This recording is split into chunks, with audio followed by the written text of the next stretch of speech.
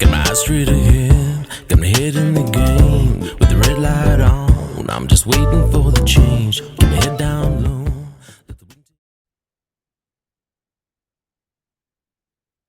I'm Jay Fallon. Thank you for listening to The Slippery Slope. And before I go any further, just ask if you can please support the podcast. Just like and share if you can. If you ever get the chance, check out my music on Spotify, Apple Music, wherever you want. It's Jay Fallon Music. Anyway, let's get right into it. Listen, we've got, I think we've got a couple of issues here in Australia, and I think we are currently dealing with some very dangerous politicians that we've managed to wrangle into our political system. A couple of dangerous senators, MPs, whatever. First off, we've got the Green senator. And the Greens in themselves, if you're not from Australia, the Greens Party, well, you can probably guess from the title, the Greens Party. Mate, they're about as left can be, I suppose. But we've got this Green senator, Mehreen Faruqi, born in Pakistan. Now, one thing I'll say straight up, I honestly do not believe you should be able to run for any kind of political position if you're not born in the country. Just what I believe. Okay, don't don't come at me too hard for it. I just don't think if you're not born here, I don't think you should be able to run for political office in this nation. That's just my opinion. Anyway. This Faruqi, the senator, the Green senator, she's had to delete a couple of deletes an anti-Semitic post. I'll go through the story. So a Liberal senator has demanded an explanation for the disgraceful message. So in it, so this Greens senator, as I said, Mehreen, don't know if I'm pronouncing her name right, but whatever. Faruqi has deleted a social media post which contained an anti-Semitic sign from the pro-Palestinian student protest in Sydney. In the post, Senator Faruqi is seen standing with 6 students who attended the march, 5 of whom are holding handmade placards. These were all students who, instead of going to school or wherever they're supposed to be doing, thought, well, hey, let's go and protest on behalf of Palestine. So while 4 of the signs bear messages of support for Palestine, the 5th instead depicts a figure placing an Israeli flag into a trash bin alongside the words, "Keep the world clean." Yeah. So the New South Wales senator had captured the post, "Courageous students will lead the way for justice for Palestine, even when the Labor government won't." I'll bring it all up here so you can have a look. I just, absolutely disgraceful, to be honest. Here you go. "Keep the world clean. Courageous students will lead the way," she said. So Senator Faruqi was contacted for comment on the picture, which was deleted shortly after it was first posted on that Friday. Here she is here. If you can see this photo, I'll zoom in a bit so you can check it out. Standing in our parliament, the Palestinian scarf, that headdress wrapped around her shoulders. This is, like I said, Pakistani born. Standing with her fist raised up in solidarity. Here it is, the other picture here, and this is the this is the young girl in question. All these girls dressed in school uniform should be at school. Instead, they're out protesting on behalf of Palestine. They've don't really understand what the true nature or the true history behind this conflict. Obviously, they must just overlook or think maybe they just believe that, the slaughter of over 1,000 Jews, Israeli people, was, justified, completely justified. But here is the offending placard there: "Keep the world clean," and a picture of, someone throwing the Israeli flag into the bin. And there's our our senator, the Green senator, right there, very, very happy with that scarf wrapped around her shoulders, embracing it, because that's what we expect of our Australian politicians. So yeah, so in the post anyway. So responding to the post, Shadow Education Minister Sarah Henderson told Sky News the Green senator must unreservedly apologise for contributing to the spread of anti-Semitic content. But look, this isn't the first time that she has done things which, to be honest, I think just disgraceful. And like I said, I don't think she is worthy of to hold any kind of political office here in Australia. I think she's a dangerous figure. I think the Greens themselves are dangerous enough with some of the rhetoric that they preach, that they believe, and she just makes it even worse. But let's look at what else she had to say. This came up on the death of Queen Elizabeth. Okay, and here she is. This headline here, unhinged and insensitive. The Green senator, Mehreen Faruqi, slammed over appalling tweet claiming Queen led racist empire. In a social media post just hours after Her Majesty's death was announced, Ms. Faruqi said she can't mourn the leader of a racist empire built on stolen lives, land, and wealth of colonized people. I don't want to focus too much more on her. She, like I said, I do have an issue with people who come here, not even born here, barely spend any of their adulthood, let alone forget about spending any of their childhood here, but come here as adults late in their adult life and decide that they can go and run in our political system. I don't think it's right. I think you need to be born in this country. If you really want to have a say in our political system, you need to be from this nation.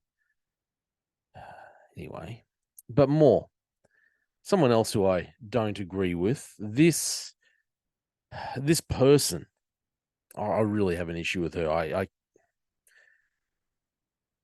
calls herself an Indigenous leader representing Indigenous people in this great land of ours. I'll say she does not represent any Indigenous people I know.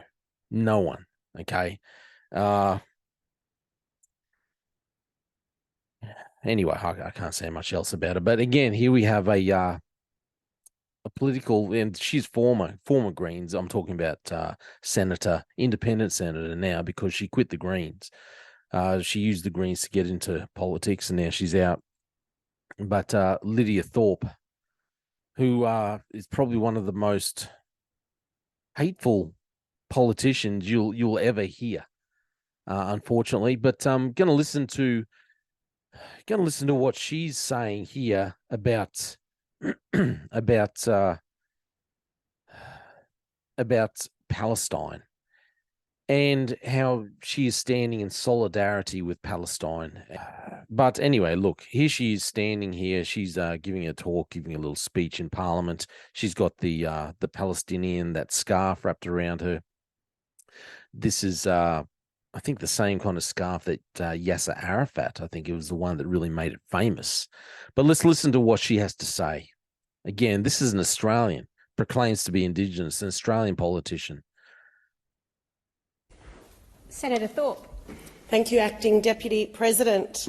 I rise to speak about Palestine by sharing some words from Palestinian Australian Dr. Samar Sabawi, award-winning playwright, scholar, commentator and poet.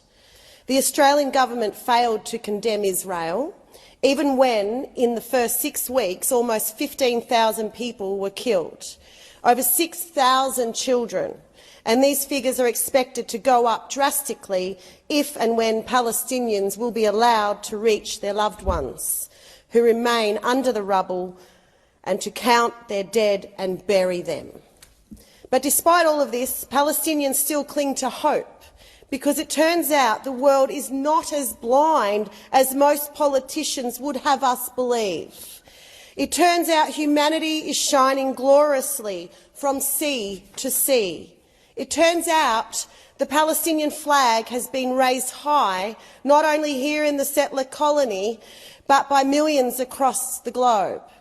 It turns out our message of justice and freedom is resonating from Mexico to Cairo to New York and to every major city. It turns out people want justice and hope. It turns out when you silence our voices, our message is amplified by millions, sang in sports auditoriums, chanted in rallies, shouted in the halls of power.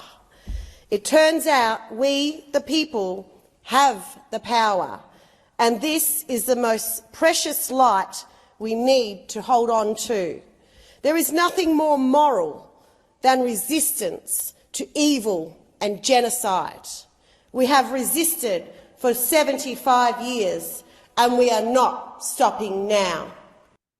So when she says that they've resisted for 75 years, Israel has been a nation for 75 years, since 1948. They haven't resisted for 75 years, okay? The British, well, I won't go into the whole history, but, okay, basically the land was given back to Israel because this was the area where Israel was originally formed several thousand years ago. However, since the very first day that Israel was reformed, the people in that area, all the Arab nations gathered around and attacked it from the very first day. Their desire was the complete annihilation and destruction of the nation of Israel and of the Jewish people. That's what they want. They're not resisting anything, not resisting a thing. They're trying to kill everyone. She talks about all the deaths that have occurred. She completely overlooks the 1,000 people who were butchered, which started this whole conflict, started it. You had people who were just at a music festival, dancing. No one was thinking about, hey, we should go and attack the Palestinian people. We should go and attack Hamas. They have it all boarded up because they know if they don't do that, if they don't have big fences, if they don't have defenses there, well, then they will get attacked. If they just had open borders and tried to have people just coming and going freely, well, then the Palestinian people, the Hamas group, would be constantly killing the Jews, the Israelis. That's why they have all these defense systems in place. And she completely overlooks the fact that Israel was formed the very next day. All those Arab states, the people that were living there said, "Oh, well, let's move, let's go out." And the Arabs, all the other Arab nations said, "No, you just stay there. We're going to obliterate this new Jewish state." And it didn't happen. They lost. And now the Palestinian people are just being used. They themselves are just being used as propaganda by other, well, I believe it's by Iran, actually, and Hamas. But now we have this filth, this rubbish in our Australian political system with this Pakistani lady who's a senator in our system. Like I said, in my opinion, she shouldn't even be allowed to be in the political system. And then Thorpe, Senator Lydia Thorpe, one of the most dangerous and outspoken senators that we have. She's either speaking out on behalf of the Palestinian people and saying that Indigenous people stand in solidarity with Palestinians, with what? We stand with Hamas? No, we don't, Senator. We don't. So many Indigenous people completely reject your dangerous ideology. So I believe we have some dangerous political leaders coming up through our ranks. We need to rethink who we allow to run in our political system. And please, can we stop voting for the Greens? They are dangerous. If you notice there too, in that little speech that Senator Thorpe was giving, I'd written back written a comment in there. If you happen to see it, give it a like and a share. Just asking her a few questions whether she actually knows what she's talking about. Anyway, look, that's my opinion. I just think we have some dangerous politicians. We need to rethink these people that we are voting in. For some reason, some very dangerous ladies in our political system that need to be voted out. That's my opinion. And guess what? I'm not speaking on behalf of all Indigenous people. It's just my opinion. You let me know what you think. I'm Jay Fallon. Thank you for listening to The Slippery Slope. They just fuel a desire that will take me